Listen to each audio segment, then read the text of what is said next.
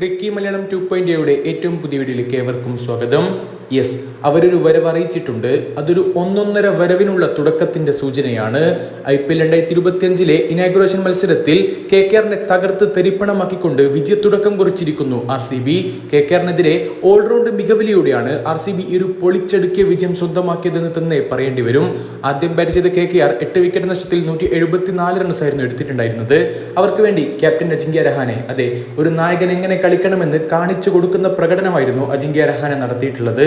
അതേപോലെ തന്നെ ഓപ്പണറായി എത്തിയ സുനിൽ നരേനും പൊളിച്ചെടുക്കിയിട്ടുണ്ട്. പക്ഷേ സുനിൽ നരേനോടൊപ്പം ഓപ്പൺ ചെയ്യാനെത്തിയ ക്വിന്റൻ ഡിക്കോക്ക് നിരാശപ്പെടുത്തി. ഏതായാലും ഈ രണ്ടുപേരുടെ തകർപ്പൻ പ്രകടനത്തിന്റെ മികവിൽ തന്നെയാണ് KKR 8 വിക്കറ്റ് നഷ്ടത്തിൽ 174 റൺസിലേക്കെങ്കിലും എത്തിയിട്ടുള്ളത്. ഏതായാലും 16.2 ഓവറിൽ 3 വിക്കറ്റ് മാത്രം നഷ്ടത്തിൽ 177 റൺസ് എടുത്തുകൊണ്ട് RCB 7 വിക്കറ്റിന്റെ തകർപ്പൻ വിജയം സ്വന്തമാക്കിയിരിക്കുന്നു.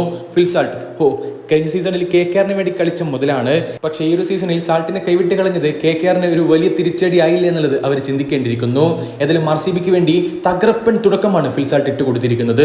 അതേപോലെ തന്നെ അദ്ദേഹത്തോടൊപ്പം ഓപ്പൺ ചെയ്യാനെത്തിയ കിങ് കോഹ്ലി, എന്തൊരു പ്രകടനമാണ് അദ്ദേഹം ഈ ഒരു പ്രായത്തിൽ നടത്തിക്കൊണ്ടിരിക്കുന്നത്. കിങ് കോഹ്ലിയും പൊളിച്ചടുക്കിയ ഗംഭീര പ്രകടനം. പവർ പ്ലേയിൽ 80 റൺസാണ് ഈ രണ്ടുപേരും കൂടി അടിച്ചു കൂട്ടിയിട്ടുള്ളതും. യെസ്, പ്രതീക്ഷിച്ചതുപോലെ തന്നെ ഒരു ഡേഞ്ചറസ് ഓപ്പണിംഗ് പ്ലേയേഴ്സ് ആയിട്ട് ഇവർ മാറുമെന്നുള്ള പ്രതീക്ഷയിൽ തന്നെയാണ് RCB ആരാധകരുമുള്ളത്. 31 പന്തിൽ 56 റൺസ് നേടിയ ഫിൽ സാൾട്ടിനെ വരുൺ ചക്രവർത്തിയാണ് പുറത്താക്കുന്നതും. പിന്നീട് ഇമ്പാക്റ്റീവ് പ്ലെയറായി എത്തിയ ദേവദത്ത് പടിക്കലിന് 10 പന്തുകളിൽ നിന്ന് 10 റൺ മാത്രമാണ് എടുക്കാൻ സാധിച്ചത്. സുനിൽ നരേനാണ് അദ്ദേഹത്തെ പറഞ്ഞു വിടുന്നതും.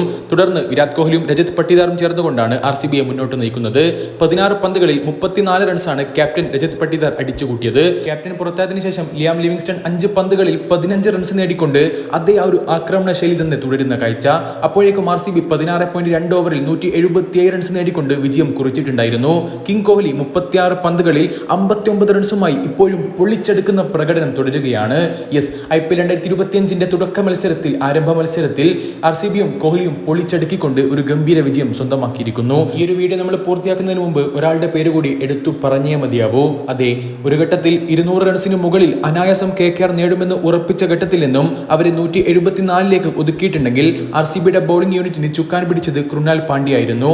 യെസ്, അവർ 2 വിക്കറ്റ് മാത്രം നഷ്ടത്തിൽ ആദ്യത്തെ 10 ഓവറുകൾ കഴിയുമ്പോഴേക്കും 107 റൺസ് കുറിച്ചിട്ടുണ്ടായിരുന്നു. പിന്നീട് അവസാനത്തെ 10 ഓവറുകളിൽ 6 വിക്കറ്റ് നഷ്ടത്തിൽ അവരെ 67 റൺസ് എടുക്കാൻ മാത്രമേ RCBയുടെ ബൗളിംഗ് യൂണിറ്റും സമ്മതിച്ചിട്ടുള്ളൂ. അതിന് കൃണാൽ പാണ്ഡ്യയ്ക്കും അതുപോലെ തന്നെ RCBയുടെ മറ്റു ബോളർമാർക്കും കൈയടിച്ചേ മതിയാവൂ. ഏതായാലും ഈ ഒരു വീഡിയോയെക്കുറിച്ചുള്ള നിങ്ങളുടെ അഭിപ്രായങ്ങൾ രേഖപ്പെടുത്തി അടുത്തൊരു വീഡിയോ വീണ്ടും കാണാം. ചെറിയൊരു ഗുഡ് ബൈ.